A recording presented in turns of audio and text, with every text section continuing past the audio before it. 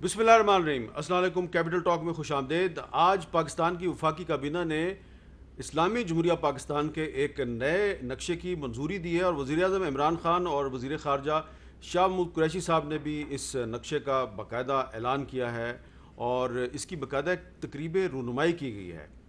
आज यानी कि 4 अगस्त को इस्लामाबाद में 2 इंतहाई अहम तकारीब हुई। एक मजलिस मुशावरत के नाम पर दफ्तर ख़ारजा में एक तकरीब हुई और एक मजलिस मुशावरत जो है वो उसका अहतमाम जमात इस्लामी ने किया था। इन दोनों मजालिस मुशावरत का मौजू कश्मीर था।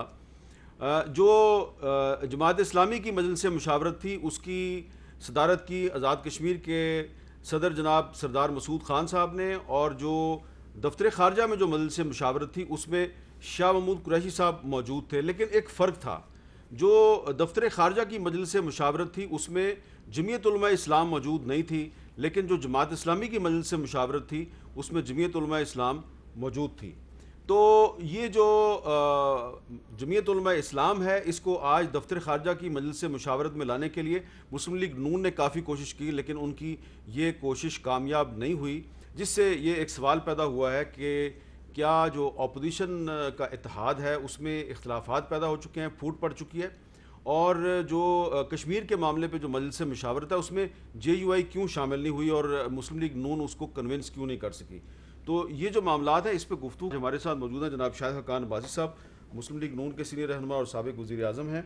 शाहिद साहब, सबसे पहले तो ये बताएं कि आप भी पाकिस्तान के साबिक वज़ीर आज़म हैं। ये जो आज वज़ीर आज़म इमरान खान साहब ने पाकिस्तान के एक नए सियासी नक्शे का ऐलान किया है, आप इसको एक ऐसा इक़दाम समझते हैं? ये सियासी नक्शा नहीं है, जुग्राफियाई नक्शा है। हमने अपने नक्शे को बदला है। ये मकबूजा कश्मीर पहले भी पाकिस्तान के नक्शे में शामिल होता था। उसमें लिखा होता था कि ये डिस्प्यूटेड टेरिटरी है, इसका फैसला जो है वो UN रेजोल्यूशन के मुताबिक होगा। तो क्या, मेरा सवाल है कि क्या अब हम हट गए हैं UN रेजोल्यूशन से? क्योंकि हमारा तो सारा मौक़िफ़ जो कश्मीर पे है वो 1948 की UN रेजोल्यूशन पे कायम है। तो मेरी ये समझाना पड़ेगा प्राइम मिनिस्टर साहब को कि मकसद क्या है। ये जो वज़ीर आज़म साहब ने आज बात किया, थोड़ा सा उसका एक क्लिप सुन लेते हैं, क्या कहा उन्होंने। आज पाकिस्तान का तारीखी दिन है। आज हम पाकिस्तान का नया पॉलिटिकल मैप दुनिया के सामने लेके आ रहे हैं। पाकिस्तान की कैबिनेट ने, कश्मीरी लीडरशिप ने और सारी अपोजिशन की लीडरशिप ने भी इस नए नक्शे की तायीद की है। ये सबसे पहले पाकिस्तानी कौम की उमंगों की तर्जुमानी करता है। उसके बाद ये पाकिस्तान और कश्मीर के लोगों का जो असूली मौक़िफ़ है उसकी तायीद करता है। वज़ीर आज़म साहब कह रहे हैं कि ये पूरी पाकिस्तानी कौम का इत्तेफाक है इस पर। मैं माज़रत से इख्तलाफ करूँगा। शुक्र अपोजिशन का नाम तो लिया उन्होंने, पहली दफ़ा उनको अपोजिशन का नाम याद आया है। और धमकियाँ ही देते हैं, और आज भी बात खुद नहीं की। और मुझे नहीं पता कि उस मीटिंग में फॉरेन ऑफिस में क्या हुआ, क्योंकि वो तो बताएगा था एक ब्रीफिंग देनी है, उसका एजेंडा ये था। तो अगर उसको ये मुशावरत समझते हैं नक्शे के लिए, क्योंकि इसमें बड़े पेचीदा सवाल हैं। इसका मतलब ये है कि आपके मुल्क का एक बड़ा हिस्सा एक दूसरे मुल्क के कब्जे में है जी, तो फिर आप उसको कैसे छुड़ाएंगे? ये आप पे लाजिम है कि उसको उनसे करें, आज़ाद करें और उस पर अपना कब्जा इस्टेब्लिश करें। तो मैं तो काफ़ी ज़ाती तौर पे मेरी जमात का मौक़िफ़ ये ना समझे। ये एहसन इकबाल साहब आपकी पार्टी के जनरल सेक्रेटरी हैं, उनका मौक़िफ़ ये है उनकी ट्वीट में कि पाकिस्तान पर कैसे हुक्मरान मुसल्लत हो गए हैं। पाकिस्तान के नक्शे में मकबूजा कश्मीर हमेशा से शामिल रहा है। स्कूल में जोग्राफिया की क्लास में हमेशा मकबूजा कश्मीर के साथ पाकिस्तान का नक्शा बनाया। कुछ करने के काबिल नहीं, नक्शों का नाटक, सड़कों के नाम का नाटक। कुछ करना है तो इस्लामी सरबराही इजलास बुलाओ। तो आपके ख्याल में ये जो कश्मीर हाईवे को श्रीनगर हाईवे बनाया गया, ये भी एक नाटक है? उसको श्रीनगर हाईवे रख दें, क्या उससे कश्मीर के मसले को तक़वियत मिलती है? हाईलाइट तो होगा ना। नहीं, हाईलाइट तो हमेशा हुआ है ना। हाईलाइट करने का तरीका ये होता है कि अपने घर को मजबूत करें, मुल्क को यकजा करें और अपने आप को इतना स्ट्रेंथन करें कि दुनिया आपकी बात सुने। जो एहसन इकबाल साहब ने बात की उस बड़ा वजन है कि आज हम इस्लामी जो OIC है उसके अंदर भी कश्मीर के मौक़िफ़ पर कमज़ोर हैं। تو یہ باتیں پروگرام میں کرنے والی نہیں ہیں، کیونکہ کشمیر ایک ایسا ایشو ہے جس پر پاکستان میں کوئی دو رائے نہیں ہے۔ اب جو وزیر اعظم صاحب نے کام کیا ہے تو بہت سے سوال اٹھتے ہیں اور ان کے جواب شاید ان کے پاس نہ ہوں۔ میں نے 2 سوال آپ کے سامنے رکھ دیے ہیں۔ لیکن آج وزیر اعظم صاحب نے یہ وضاحت کی ہے کہ پاکستان جو ہے وہ مسئلہ کشمیر کا حل اقوام متحدہ کی قراردادوں کی روشنی میں ہی چاہتا ہے، یہ انہوں نے وضاحت کر دی ہے ویسے وہاں پر۔ تو پھر آپ نقشے کو کیسے تبدیل کر سکتے ہیں؟ اگر آپ ان ریزولوشن کو قبول کرتے ہیں اور آپ کہتے ہیں نہیں یہ میرے نقشے میں شامل ہے، تو پھر ذرا پرابلم پیدا ہوتے ہیں۔ میں یہ کہہ رہا ہوں 2 بڑے پیچیدہ سوال ہیں کہ یو این ریزولوشن کا کیا ہوگا، اور اگر وہ آپ کے ملک کا حصہ ہے تو اس کو آزاد کرنے کے لیے آپ کیا جدوجہد کریں گے۔ ٹھیک ہے، اچھا یہ بتائیں کہ مسلم لیگ نون نے کوشش کی کہ جے یو آئی جو ہے وہ آج جو دفتر خارجہ کی مجلس مشاورت تھی اس میں آئے، لیکن وہ وہاں پر بھی نہیں آئے، اور ایسا لگ رہا ہے کہ ان کے اور آپ کے درمیان اختلافات جو ہیں وہ ابھی تک ختم نہیں ہوئے، اس کی کیا وجہ ہے؟ نہیں، اختلافات ایسے پیچیدہ نہیں ہیں۔ جو 2 بل فیٹر کے حوالے سے تھے اس پر کچھ غلط فہمی کی وجہ سے یہ معاملہ پیدا ہوا ہے۔ میں نہیں سمجھتا ہوں کہ وہ پارلیمنٹ سے باہر جائے گا۔ پارلیمنٹ پہ انہوں نے خدشات کا اظہار کیا ہے کہ جو بل پاس ہوتے ہیں شاید ان میں ان کی مشاورت شامل نہیں ہوتی، تو ہم کوشش کریں گے مشاورت شامل ہو، لیکن انشاءاللہ اے پی سی بھی ہوگی اور ایک متفقہ لائحہ اپوزیشن اے پی سی ہوگی اور اس میں جے یو آئی آئے گی؟ جی انشاءاللہ، ہم پوری امید ہے۔ تو کیا اس کا ایجنڈا کیا ہوگا اس اے پی سی کا؟ ایجنڈا اگلا جو ملک میں اپوزیشن کا لائحہ عمل ہے اس کو طے کرنا۔ لیکن دیکھیں نا شاہد صاحب کہ ایک طرف جمعیت علماء اسلام کے 1 نہیں 2-3 لیڈر جو ہیں انہوں نے کہا ہے کہ یہ مسلم لیگ نون اور پیپلز پارٹی اس حکومت کے سہولت کار ہیں، تو آپ ان سے کہیں گے اپنے الفاظ واپس لیں؟ نہیں، یہ ان کا موقف ہو سکتا ہے، اور یہ شروع سے تھا، کیونکہ جب یہ پارلیمنٹ بنی ہے تو اس وقت بھی جے یو آئی کا بڑا واضح موقف تھا کہ پارلیمنٹ میں نہ جایا جائے، لیکن پی ایم ایل اور پیپلز پارٹی نے فیصلہ کیا کہ جمہوری عمل کو قائم کرنے کے لیے ہم پارلیمنٹ جائیں گے، اس کا حصہ بنیں گے۔ اب اس میں یقیناً سہولت کار کا لفظ میں تھوڑا سخت سمجھوں گا، لیکن یقیناً اس سے اس عمل کو تقویت ملی جو جمہوری عمل تھا۔ فرینڈلی اپوزیشن کا لفظ کیسا ہے؟ فرینڈلی تو میں نہیں کہوں گا، میں یقیناً کبھی بھی انسان اپنی کارکردگی سے مطمئن نہیں ہوتا، تو اس حوالے سے میں کم از کم میں مطمئن نہیں ہوں، آپ بھی مطمئن نہیں ہیں۔ اس کو ہم بہتر بنانے کی کوشش کریں گے، کمزوریاں نہیں ہیں۔ یہ ایک آج کل پچھلے کچھ دنوں سے بڑی بحث ہو رہی ہے، مثلا جو لوگ میرے ساتھ یہ بحث کرتے ہیں میں ان سے کہتا ہوں دیکھیں جی شاہد حقان عباسی صاحب اتنا عرصہ جیل میں رہے، کوئی الزام ثابت نہیں ہوا، سعد رفیق صاحب جیل میں رہے، کوئی الزام ثابت نہیں ہوا، احسن اقبال صاحب، بہت سے لوگ ہیں، اسی طرح خورشید شاہ صاحب ابھی تک جیل میں ہیں۔ تو ایک طرف تو آپ کے ساتھی ابھی تک جیلوں میں ہیں اور دوسری طرف آپ کو فرینڈلی اپوزیشن کہا جا رہا ہے، سہولت کار کہا جا رہا ہے، کچھ نہ کچھ تو وجہ ہوگی اس کی۔ نہیں، فرینڈلی کس طرح؟ دیکھیں ہم نے اسمبلی کے اندر بھی ہر کوشش کی ہے، اسمبلی چلتی نہیں ہے، یہ ایک بڑی واضح بات ہے۔ اسمبلی سے باہر جاتے ہیں، پریس کانفرنسز کرتے ہیں، آپ کے پروگرامز میں آتے ہیں اور میٹنگز کرتے ہیں جہاں پر ملک کے اندر جو معاملات ہیں ان کو ہائی لائٹ کرتے ہیں، یہی کام اپوزیشن کا ہوتا ہے۔ اپوزیشن کوئی معجزات نہیں کر سکتی، حکومت نہیں چلا سکتی، حکومت تو چلانے والے گورنمنٹ ہی ہوتی ہے۔ تو ہم نے اپنا کام کیا ہے، یقیناً آدمی کبھی بھی اس سے مطمئن نہیں ہوتا، اور انشاءاللہ بہتر بنائیں گے۔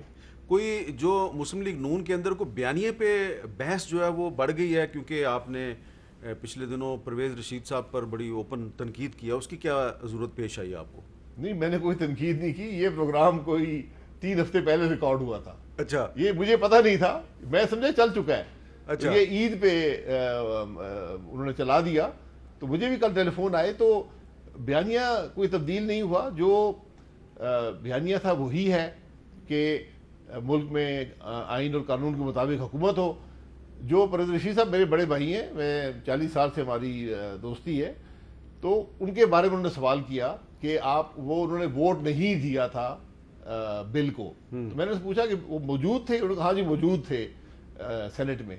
تو میں نے کہا کہ پارلیمانی نظام میں ووٹ ذاتی نہیں ہوتا، پارٹی کی ملکیت ہوتا ہے، جب پارٹی فیصلہ کر دے تو اس سے اختلاف کرنا صحیح بات نہیں ہے، تو اور اگر آپ نے اختلاف کرنا ہو تو پھر جماعت چھوڑ کے اختلاف کرنا چاہیے۔ یہ ایک اصولی سا موقف جو میں نے بیان کیا، باقی کوئی تنقید پرویز رشید صاحب پہ نہیں ہے۔ تو پرویز صاحب سے آپ کی کوئی بات ہوئی ہے ویسے؟ یہ 2 ہفتے پہلے میں نے ان سے کہا تھا کہ کوئی ناراضگی تو نہیں ہے آپ کو. ہاں. میرا خیال تھا پروگرام چل چکا ہوگا. اچھا. انہوں نے کہا میں نے کچھ سنا ہے تو میں انشاءاللہ آپ سے برابر کروں گا. ابھی برابر نہیں ہوا؟ ابھی برابر نہیں. اب مجھے خدشہ یہ ہے کہ شاید انہوں نے پروگرام نہ سنا تھا. اچھا. ہاں تو پروگرام دیکھ کے پھر ان کی کیفیت. اچھا لیکن شاہد صاحب تھوڑا سا اگر آپ وضاحت کر دیں, میں اس پہ لمبی بحث نہیں کرنا چاہتا آپ کے ساتھ.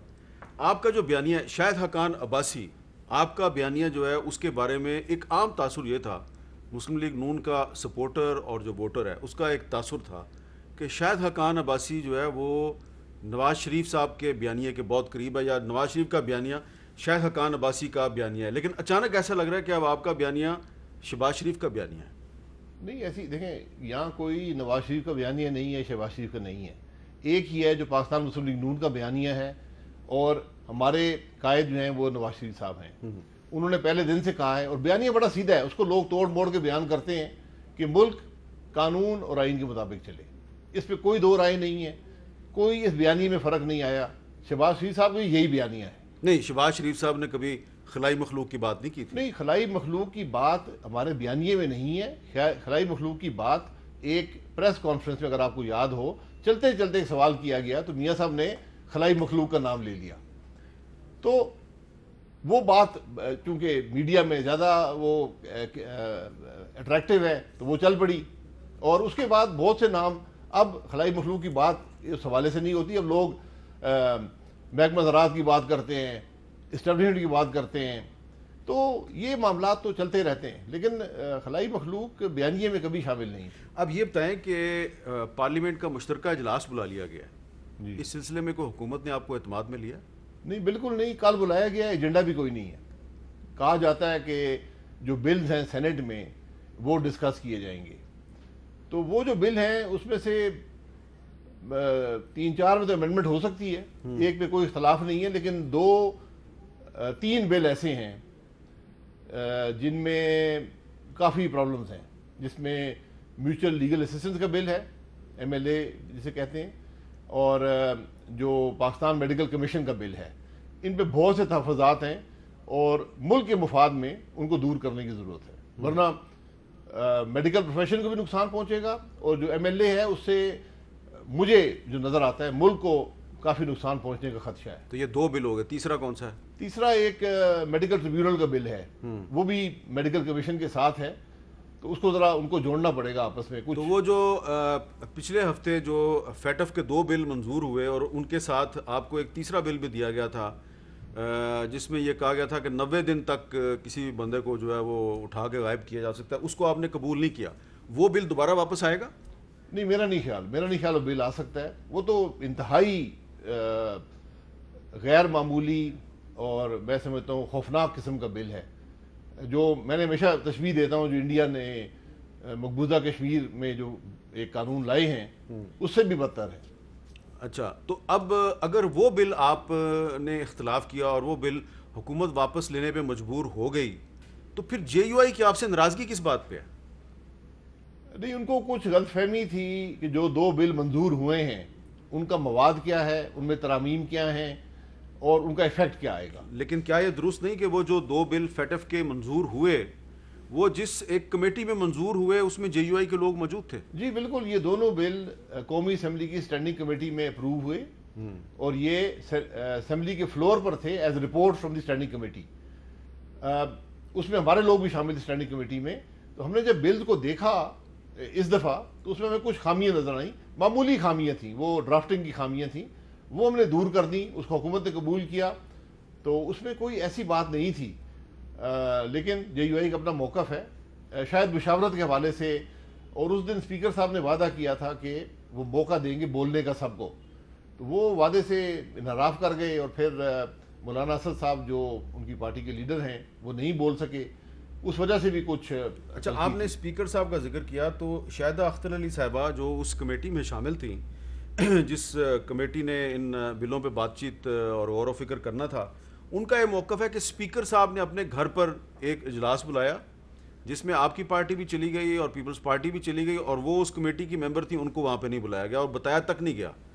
نہیں, اس کمیٹی میں 28 ممبر تھے, یہ ہمارا خیال تھا کہ ایک چھوٹی کمیٹی انفارمل، یہ فارمل نہیں تھی، انفارملی بیٹھ کے ڈسکشن کر لے بلز کے اوپر، تاکہ بڑی کمیٹی میں جو بحث ہو اس میں آسانی ہو.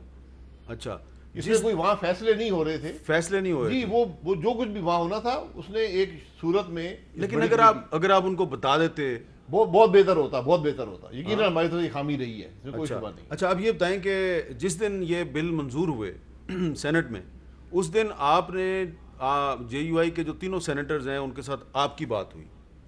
جی، صبح میری ان سے ملاقات ہوئی، آپ نے ان کو بریف انہوں نے کیا؟ اپنے تحفظات کے بیان کیے. میں نے اور ہمارے ایک دو لوگ اور بھی تھے، پروفیسر رشید صاحب بھی وہاں پر تھے، ان کو بیان کیا کہ یہ کیا بل ہیں، اس کے کیا ایفیکٹ آئیں گے، اور مجھے وہ مطمئن نظر آئے.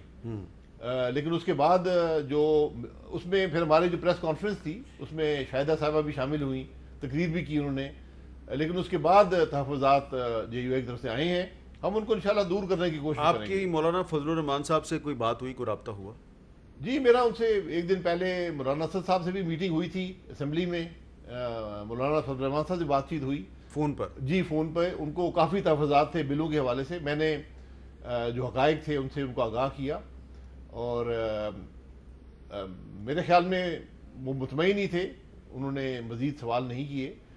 ان کے تحفظات بہت سے تھے جو میں نے ان کو سمجھایا کہ یہ ان کا تعلق ان بلوں سے نہیں ہے کم از کم. لیکن جو جے یو آئی ایف ہے اس کی ساری جو اس وقت حکمت عملی ہے وہ صرف بلوں کے بارے میں ہے، یا وہ حکومت کے خلاف کوئی تحریک چلانا چاہتے ہیں؟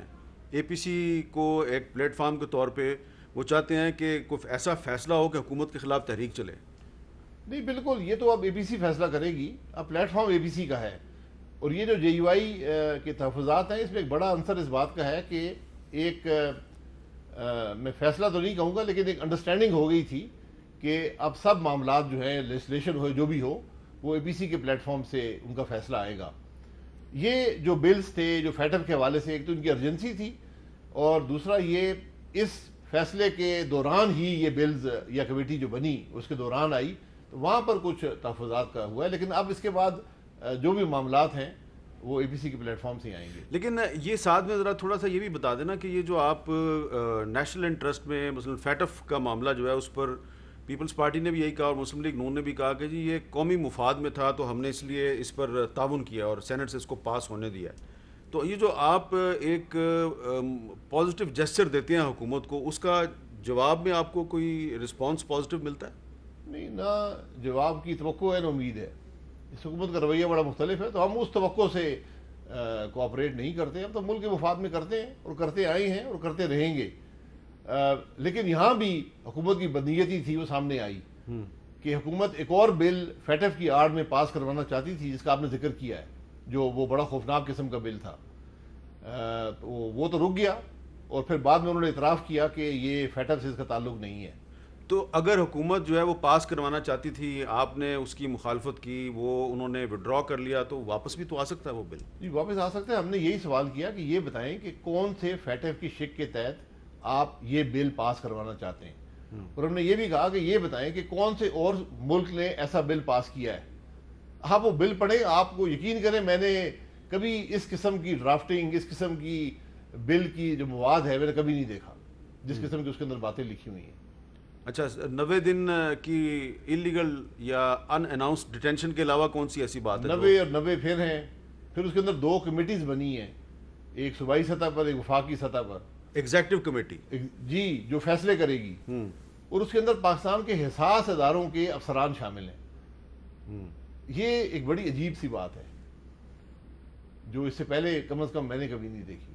تو وہ تو ان کی تائید سے ہی شامل کیے گئے ہوں؟ نہیں، تائید ہو یا نہ ہو قانون میں شامل نہیں ہو سکتا. اچھا، آپ کوآپٹ کر سکتے ہیں ان کی سروسز، لیکن آپ میرا نہیں خیال کہ ان کو کسی قانون میں شامل کر کے یہ کام کر سکتے. اچھا، ایک اور ایشو بڑا ہے، میں اس پہ بھی بات کرنی ہے آپ سے، لیکن ایک وقفے کے بعد.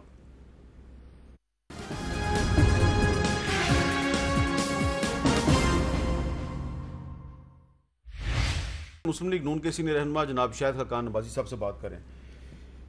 شاہد صاحب، جو آپ کی پچھلے ہفتے حکومت سے جو بات چیت ہوئی تو وہ بات چیت کبھی ٹوٹتی تھی کبھی پھر شروع ہو جاتی تھی. الٹیمیٹلی پھر 2 فیٹف والے بل آپ نے منظور کر لیے، لیکن اس کے بعد بھی جو حکومت کے بہت سے وزراء جو ہیں انہوں نے بڑی بمباغ دوہل یہ بات کی کہ یہ اپوزیشن دراصل ہم سے این آر او مانگ رہی تھی اور اس اپوزیشن نے جو نیب میں تبدیلی کا جو قانون ہے اس کے لیے جو اپنی تجاویز ہمیں دیں وہ دراصل ایک این آر او تھا اور ہم نے جناب ان کو این آر او دینے سے انکار کر دیا ہے اور آپ نے اس کا کوئی جواب ہی نہیں دیا.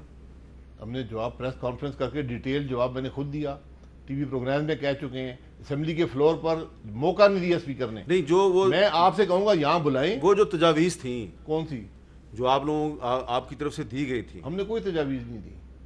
وہ کہتے ہیں انہوں نے 40 تجاویز دی ہیں. جھوٹ بولتے ہیں, ان کی کوئی بات بھی جو کہی گئی ہے سچی نہیں ہے. ایک بات بھی میرے سامنے بات کر لینا. وہ شہزاد اکبر صاحب نے کہا کہ جی انہوں نے تجاویز دی تھی. میں جھوٹ بولنے والے, میں تو ہمیشہ کہتا ہوں لعنت اللہ علی الکاذبین. اچھا بالکل اوپنلی ان کے منہ اچھا پہ آپ مسلم لیگ نون کی بات کر رہے ہیں کہ مسلم لیگ نون نے کوئی تجویز نہیں اس دی. میٹنگ میں میں موجود تھا. میں آپ کو میں اگر بیان کر دوں, جی بتائیں. نیب کا بل حکومت لے کر آئی. اس نے کہا کہ یہ 4 بل ہم نے پاس کرنے ہیں, جس میں نیب کا بل تھا وہ خوفناک بل تھا اور 2 جو بل پاس ہوئے, یہ 4 بل تھے. یہ آدھے گھنٹے میں 3 بلوں کا فیصلہ ہو گیا. ایک کمیٹی تھی جس میں بابر روان صاحب اور حماد اظہر صاحب تھے. 25 منٹ لگے, فیصلہ ہو گیا 3 بلوں کا. یعنی ایک ڈراپ ہو گیا, 2 کی امینڈمنٹس ایگری ہو گئیں. اس کے بعد حکومت ایک نیب کا بل لے کر آئی. ہم نے کہا بھئی یہ تو بل ہی بڑا غلط ہے, اس کو تو آپ, میں نے ان کو یہ کاغذ بھی واپس دے دیا. میں نے کہا کاغذ بھی اب لے جائیں ورنہ یہ کاغذ ضائع ہو جائے گا. تو انہوں نے کہا نہیں اب ایسا کرتے ہیں کہ بیٹھتے ہیں اور شک بائی شک ڈسکشن کر لیتے ہیں. وہ ڈسکشن شروع ہوا تو فاروق نائک صاحب اپنے نوٹس بنا کر لائے تھے جس سے وہ بات کر رہے تھے اپوزیشن کی طرف سے, اور جو بات کر رہے تھے وہ وہی بات ہے جو ہم قومی اسمبلی کی کمیٹی میں مارچ میں کر چکے ہیں اور حکومت کو ایک بل کی صورت بھی دے چکے ہیں.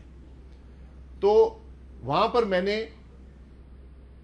3 وزراء تھے, 2 ایڈوائزر وفاقی وزیر کے عہدے کے, ان کے سامنے میں نے خود کہا, میں نے کہا کہ جو فیٹف کے بل ہے وہ ایک علیحدہ مسئلہ ہے, وہ قومی سلامتی کا مسئلہ ہے, یہ نیب علیحدہ مسئلہ ہے, ان کو ہم لنک نہیں کرتے. اچھا آپ نے کہا ہم لنک نہیں میں کرتے. نے یہ الفاظ استعمال کیے, ان کی طرف سے جواب آیا کہ آپ نے بہت بڑی بات کر دی ہے. اچھا میں نے کہا مجھے میری پارٹی کا مینڈیٹ ہے یہ بات کرنے کا. یہ بات وہاں ختم ہوئی. میں نے کہا مجھے مینڈیٹ ہے یہ بات کرنے کا, یہ دونوں علیحدہ مسائل ہیں اور بل بھی آپ لائیں. اس کے بعد یہ بحث شروع ہوئی شک بائی شک. 37 شکیں ہیں, اس پر ترامیم تھیں, تقریباً 115 کے قریب ترامیم ہیں. وہ اور وہی ہے جو پہلے بھی تھے, کوئی نئی چیز نہیں ہے ان کے اندر. وہ جو نوٹس تھے فاروق نائک صاحب کے, وہ کاپیز بنا کر لائے تھے کہ ان کو دے دیں کہ بھائی بات چیت کرنے میں سہولت ہو, جو میں زبانی بول رہا ہوں آپ سمجھ جائیں. اور میں نے وہاں یہ بات بھی کہی فاروق نائک صاحب ان کے سامنے. میں نے کہا فاروق نائک صاحب یہ نہ ہو کہ کل یہ باہر لہرائے جا کر, باہر کہیں پریس کانفرنس کر کے اور کہیں کہ ہم سے این آر او مانگ رہے تھے. یہ ایگزیکٹلی یہی ہوا ہے. یہاں پر ایک فیڈرل منسٹر صاحب بیٹھے ہوئے تھے اور انہوں نے وہی چیزیں نکال کے کہا کہ یہ دیکھیں جی یہ ہمیں انہوں نے تجویزیں. میں نے 3 دفعہ ان کو کہا, میں نے کہا یہ فاروق نائک صاحب کے نوٹس ہیں, یہ ہمارا پروپوزل نہیں ہے, یہ بل نہیں ہے, یہ کوئی ڈرافٹ نہیں ہے, یہ ان کے نوٹس ہیں. اور میں نے یہ بھی ان سے کہا کہ ان کے جو نوٹس ہیں میں ان سے کئی شکوں سے اختلاف کرتا ہوں, میرے اپنے بھی پوائنٹس ہیں. اور پھر ایگری, وہ انہوں نے 5-6 گھنٹے لگے, سارے سن لیے. اگلے دن ان کو واپس آ کر بتانا تھا کہ ہم کس چیز سے ایگری کرتے ہیں, کس سے نہیں کرتے, کیا ہم نئی شامل کرنا چاہتے ہیں. یعنی وہ اپنی امینڈمنٹس لے کر, نیگوشیشن ایسے ہی ہوتی ہے. اور یہ میٹنگ انفارمل تھی. اچھا یہ میٹنگ بالکل انفارمل, یہ کسی ریکارڈ کا حصہ نہیں ہے. اور یہ اخلاقی قدریں, اس کی بڑی کمی ہے. مجھے 2 شکایات ہیں لوگوں سے, اور میرا اب یہ فیصلہ ہے کہ میں ان کے ساتھ کبھی نہیں بیٹھوں گا, کبھی نہیں بیٹھوں گا. جو لوگ جھوٹ بولتے ہوں, جن کی اخلاقی قدریں نہ ہوں, جن کو کسی کا لحاظ نہ ہو, معمولی پوائنٹ سکورنگ کرنے کے لیے اگر وفاقی وزیر اسمبلی کے اندر پریس کانفرنس میں جھوٹ بولنا شروع کر دیں تو ملک میں پھر کیا کیفیت رہ جائے گی. ہم کس پہ اعتماد کریں گے؟ یہ آپ نے بہت بڑی بات نہیں کر دی اور بہت ایک سویپنگ سٹیٹمنٹ ہے کہ میں ان کے ساتھ کبھی نہیں بیٹھوں گا. دیکھیں جو آدمی آپ کے سامنے بیٹھا ہو اور اس کے بعد سفید جھوٹ بولے, اس پر میں کل کیا اعتماد کروں گا؟ تو میں یہی کروں گا کہ جو بات کروں گا اسے لکھواؤں گا, سائن کرواؤں گا. وہ جو بندے آپ کے سامنے بیٹھے ہوئے تھے اور انہوں نے آپ کے اعتماد کو ٹھیس پہنچائی, وہ 2 ہیں, 3 ہیں یا 5 ہیں؟ 5 ہیں. تو آپ ان 5 کے ساتھ نہیں بیٹھیں گے یا سب کے ساتھ؟ میں تو نہیں بیٹھوں گا. تحریک انصاف کے کسی لیڈر کے ساتھ نہیں میں تو بیٹھیں گے؟ حکومت کے ساتھ بیٹھنے کو تیار نہیں. اچھا، یا تو معافی مانگیں. معافی کس بات پہ؟ معافی اس بات جھوٹ بولنے پہ. عوام پاکستان کے عوام جھوٹ کے انہوں نے، سامنے آپ کے خیال میں انہوں نے جھوٹ یہ بولا ہے کہ جو وہ یہ دعویٰ کرتے ہیں کہ اپوزیشن نے نیب قانون میں ترامیم کے ذریعے ہم سے این آر او مانگا. بالکل، یہ تو اتنا بڑا سفید جو ہم نے ترامیم ہی نہیں دی. یہ نیگوشیشن ہو رہی ہے. انہوں نے بتایا آپ بتائیں، ہم نے بتا دیا. اب ان کا کام تھا بتانا. تو یہ جو ایک بات کہی گئی کہ جناب اپوزیشن نے تجویز دی کہ جب تک نیب کے پاس کوئی 1 ارب روپے سے زیادہ کرپشن کا کیس نہ آئے تو اس کی تحقیقات ہی نہ کریں آپ. جی وہ تحقیقات ایف آئی اے کرے گا، اینٹی کرپشن کرے گا، ایف بی آر کرے گا، ریگولیٹر کریں گے. اگر ان کو یہ پسند نہیں تھا کہتے ٹھیک ہے 1 روپے پہ کر دیں، 1 روپے پہ بات ختم. یہ بات ہوئی تھی وہاں پہ؟ نہیں، یہ ان کی تجاویز میں شامل ہے جو فاروق نائک صاحب نے دی ہیں. کیونکہ نیب کا کوئی کیس بھی 20 40 50 تو فاروق نائک صاحب جو ہیں وہ تو اپوزیشن کے سینیٹر ہیں نا، تو یہ ان کی تجویز ہے نا. ان کی ذاتی تجویز ہے. جی وہ تجاویز بنا کر لائے تھے، ان کی جو سمجھ میں تھا. آپ نہ مانیں، بات ختم ہو گئی. اور آپ نے یہ وضاحت کر دی کہ یہ نیب کا جو قانون ہے اس کا فیٹ اپ کے ساتھ کوئی تعلق نہیں. یہ میں نے ان کے منہ پر کہا اور انہوں نے کہا آپ نے بہت بڑی بات کر دی ہے. اچھا، یہ ترامیم جو ہے یہ کوئی حرف آخر نہیں ہے، یہ تجویز ہوتی ہے. جب بھی آپ بیٹھتے ہیں کسی کے ساتھ تجویز دیتے ہیں. اچھا آپ یہ بتائیں کہ اب جو نیب کا قانون ہے اس میں تبدیلی کی آئندہ کوئی کوشش کریں گے آپ؟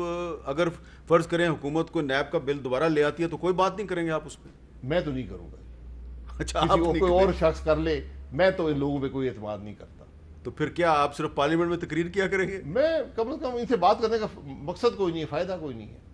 جہاں پرائم منسٹر بھی جھوٹ بولتا ہو، وزراء بھی جھوٹ بولتے ہوں، اسمبلی کے فلور پر بولتے ہوں، پریس کانفرنسز کر کے بولیں، ان لوگوں سے ہم نے کیا بات کرنی ہے؟ تو اس سے پھر آپ کی پارٹی جو ہے اس کو تھوڑی مشکلات نہیں ہوگی؟ آپ پارٹی کے ایک سینئر لیڈر ہیں. نہیں، میری پارٹی کے اور لوگ ہیں، وہ بات کر لیں. ہر کام خواجہ آصف صاحب کریں گے؟ خواجہ صاحب کریں گے، رانا تنویر صاحب ہیں، ایاز صادق صاحب ہیں، احسن اقبال صاحب ہیں. کافی لیڈرشپ موجود ہے. میں تو اخلاقی طور پر ایسے لوگوں کو کم از کم بیٹھنا نہ پسند کرتا ہوں، نہ بیٹھوں گا. پھر اگر مجھے کوئی وہ ہوتا نا خدشہ ہوتا کہ شاید غلط فہمی ہو گئی یا ایسی بات ہو گئی تو میں ایسی بات نہ کرتا. یہ آپ جو کہہ رہے ہیں بار بار کہ میں تو ان لوگوں کے ساتھ بیٹھنا ہی نہیں چاہتا، تو آپ تو مولانا فضل الرحمان کے موقف کی تصدیق کر رہے ہیں. جی بالکل. اگر ان کا یہ موقف ہے کہ وہ جھوٹ بولنے والے ساتھ نہیں بیٹھیں گے تو میں ان کے ساتھ ہوں. تو پھر یہ موقف ہے کہ منافقین کے ساتھ نہیں بیٹھیں گے، میں ان کے ساتھ ہوں. تو آپ کی پارٹی تو بیٹھتی ہے نا بار بار، آج بھی بیٹھی ہوئی تھی. پارٹی اگر محسوس کرتی ہے کہ انہوں نے جھوٹ بولا ہے تو نہیں بیٹھنا چاہیے. آج کشمیر کا مسئلہ تھا، ضرور جا کے بیٹھے ہیں.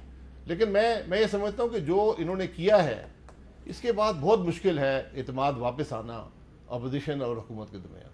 بہت مشکل ہے. تو الٹیمیٹلی پھر کیا ہوگا؟ آپ اے پی سی کے بعد کیا کریں گے پھر؟ یہ جو اے پی سی میں فیصلہ ہوگا کہ پارلیمنٹ کے اندر کوئی عمل کرنا ہے، باہر کرنا ہے، یہ ایک پروسیس ہے. اے پی سی ایک فیصلہ نہیں کرے گی کل ہم نے یہ کر دینا ہے. ایک عمل کو جاری رکھنا ہے کہ عوام کی تکالیف کیسے دور ہوں گی، ملک کے مسائل کیسے دور ہوں گے.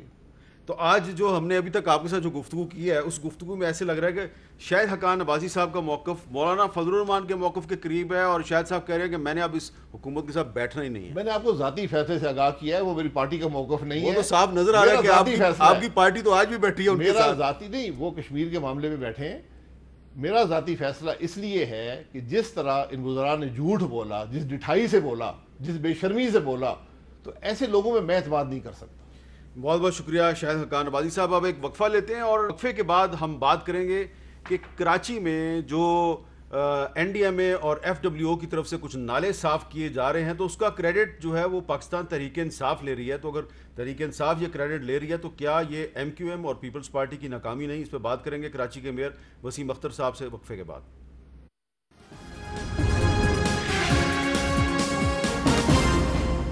اب ہم بات کریں گے کراچی کے میئر جناب وسیم اختر صاحب سے اور ان سے جو کراچی کی تازہ صورتحال کے بارے میں مختلف سیاسی جماعتوں کا جو موقف ہے اس پہ ان کا موقف جانیں گے. وسیم اختر صاحب بہت شکریہ. یہ بتائیے کہ کراچی میں نالوں کی صفائی کر رہی ہے ایف ڈبلیو او اور اس کا کریڈٹ لے رہے ہیں تحریک انصاف کے فیڈرل منسٹرز اور کچھ ایم این ایز.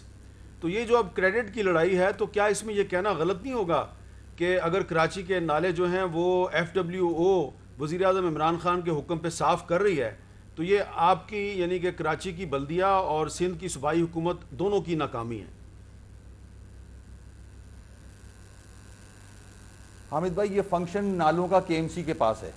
میں نے یہ نالے 2018 جون تک بالکل صاف کرا دیے تھے. اس کے بعد سے کے ایم سی کے پاس فائنانسز نہیں تھے کہ ہم ان نالوں کو صاف کرائیں. جون 2018 کے بعد سے یہ نالے صاف نہیں ہوئے ہیں. این ڈی ایم اے کی ایک وارننگ آئی, اس کے بعد میں نے پریس کانفرنس کی کہ کے ایم سی یہ نالے صاف نہیں کر سکتی, سندھ گورنمنٹ انٹروین کرے, پیسے لگائے اور نالے صاف کرے, بارشیں تیز آ سکتی ہیں. سی ایم صاحب نے ایک میٹنگ کی, اس میں ڈیسیشن لیا کہ ورلڈ بینک کے کچھ پیسے ہیں اس سے ہم یہ نالے صاف کرا سکتے ہیں.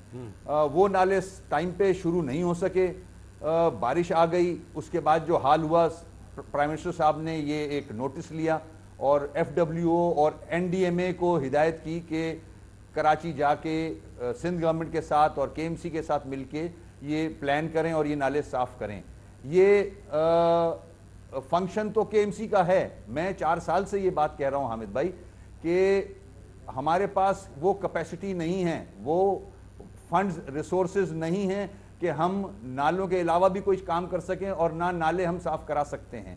تو جب فیڈرل گورنمنٹ آ گئی ہے بیچ میں اور یہ این ڈی ایم اے اس پہ پیسے خرچ کر رہا ہے اور 3 نالوں پہ, باقی نالوں پہ سندھ گورنمنٹ ہی کر رہی ہے. اچھا, کریڈٹ میں نہیں سمجھتا ٹوٹل نالے کتنے ہیں؟ کریڈٹ تو کے ایم سی کو جاتا ہے. کراچی کے ٹوٹل نالے کتنے ہیں؟ ٹوٹل نالے اباؤٹ بڑے نالے کو 40 بڑے نالے ہیں, 500 کے قریب چھوٹے نالے ہیں. یہ کریڈٹ کے ایم سی کو جاتا ہے جو 4 سال سے آواز بلند کر رہی ہے کہ کراچی کے ایشوز ریزالو کریں. بڑے لوگ بیٹھیں, پرائم منسٹر بیٹھیں. اچھا, اور پرائم منسٹر صاحب نے این ڈی نوٹس ایم لیا اے اور 40 میں سے 3 نالے صاف کر رہی ہے. 38 نالے سندھ گورنمنٹ نے ذمہ داری لی ہے, اس میں سے 3 بڑے نالے این ڈی ایم اے صاف کر رہی ہے. اچھا, اور اس کے ساتھ ساتھ جو یہ ٹیمپریری سلوشن ہے حامد صاحب, یہ ٹیمپریری سلوشن ہے, پرماننٹ سلوشن یہ بھی نہیں ہے. اگر نالے صاف ہونے کے بعد 4 ہفتے بعد اتنا ہی کچرا آ جائے گا اس کے اندر, اتنا ہی سیویج آ جائے گا. جب تک کچرے کا ڈسپوزل بہتر نہیں کرتے, جب تک سیویج کا ڈسپوزل بہتر نہیں کرتے, یہ نالے صاف نہیں ہو سکتے. اچھا, تو میں سمجھتا ہوں آج میری ایک سوال بڑا اہم ہے, وہ یہ ہے جی بولیں کہ این ڈی ایم اے یا ایف ڈبلیو او کے پاس وہ کیا ہے جو آپ کے پاس نہیں ہے؟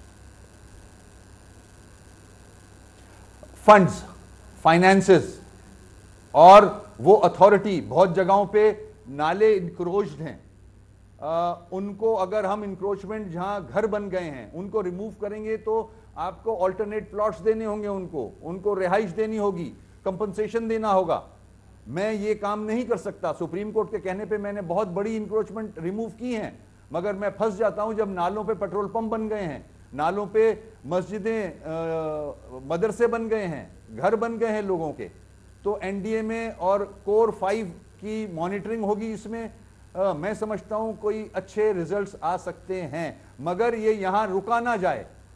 مزید 38 نالے ہیں, اس کے علاوہ اور ایریاز ہیں حامد صاحب. پانی نہیں ہے پینے کا اس شہر میں, ٹرانسپورٹ نہیں ہے, سیوریج تباہ ہوا ہے, کچرے کا ڈسپوزل نہیں ہے ہمارے پاس. اچھا, آپ کہہ رہے برے حال ہیں میں ہے, تو جب شروع کیا ہی ہے. آپ کہہ رہے ہیں مستقل سلوشن جو ہے وہ کچرے کا حل ہے, تو کچرے کو مستقل طور پہ اس ایشو کو کیسے حل کیا جائے؟ دیکھیں, پہلے کراچی سے کچرا اٹھتا تھا, ایسا نہیں ہے, یہ کوئی راکٹ سائنس نہیں ہے, مگر یہاں 6 ڈسٹرکٹس بنا کے اتنا کنفیوژن کریٹ کر دیا گیا ہے کہ کچرا ڈسپوز آف ہوتا ہی نہیں ہے. آپ کو لینڈ فل سائٹس نہیں ڈھونڈنی ہوں گی, وہ آپ نے کام نہیں کیا. گورنمنٹ آف سندھ کے پاس ہے یہ ذمہ داری. آپ کو یہ آؤٹ سورس کرنا ہوگا کچرے کا, بلک میں, ونس فار آل, بلک میں. ایک ڈسٹرکٹ کا کسی کو دے دیا, ایک ڈسٹرکٹ کا کسی کو دے دیا, ایسے کام نہیں چلے گا.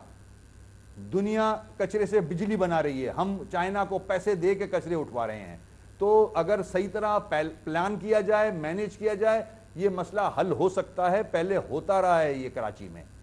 تو آپ نے جو پچھلے دنوں سندھ حکومت کے ساتھ آپ کی کوآرڈینیشن ہمیں نظر آ رہی ہے, تو اس میں کوئی ہم امید کریں کہ آنے والے دنوں میں کچھ بہتری نظر آئے گی؟ دیکھیں, اگر میں 4 سال سے ہیمرنگ کر رہا ہوں کہ پاکستان کے بڑے لوگ بیٹھیں. کراچی کا مسئلہ نہ سندھ گورنمنٹ حل کر سکتی ہے نہ فیڈرل گورنمنٹ. سارے سر جوڑ کے بیٹھیں گے, کے ایم سی کو آن بورڈ لیں, ڈومین کے ایم سی کا ہے, اور جو بڑے ایشوز ہیں ان کو ریزولو کریں. کراچی کے جو رولز ہیں, قانون ہیں, ان کو بھی ریلیکس کریں. اور اگر جیسے کہ سامنے آ گیا ہے کہ کور 5 کور کمانڈر صاحب مانیٹرنگ کریں گے, تو اس پہ مانیٹرنگ بھی ہونی چاہیے کہ پیسے صحیح یوٹیلائز ہو رہے ہیں, صحیح جگہ پہ یوٹیلائز ہو رہے ہیں, صحیح کمپٹنٹ لوگوں کو کانٹریکٹس اوارڈ کیے جا رہے ہیں. اور پرائرٹی بنائیں, پانی کی پرائرٹی ہے, ٹرانسپورٹ کی پرائرٹی بنائیں, کون سے ایشوز زیادہ گھمبیر ہیں جن کو پہلے ایڈریس کرنا چاہیے. تو آج یہ موقع مل گیا ہے, پرائم منسٹر صاحب نے یہ ڈیسیشن لیا ہے, تو میں سمجھتا ہوں کہ کراچی کے ایشوز اس طرح ریزولو کرنا شروع کر دینا چاہیے. ساری گورنمنٹس کو آن بورڈ لے لیں. جی بہت بہت شکریہ وسیم اختر صاحب. میئر یہ کہہ رہے تھے کہ یہ جو کراچی میں نالوں کی صفائی کا کام ہو رہا ہے, تو این ڈی ایم اے جو ہے وہ 40 میں سے 3 نالے صاف کر رہی ہے, لیکن یہ مستقل حل نہیں ہے, اور مستقل سلوشن جو ہے وہ اسی صورت میں سامنے آئے گا اگر فیڈرل گورنمنٹ, پروونشل گورنمنٹ اور جو کراچی کی جو میونسپل کارپوریشن ہے یہ مل کر کام کریں گے. تو مل کر کام کرنے میں ہی برکت ہے. اجازت دیجیے, اللہ حافظ.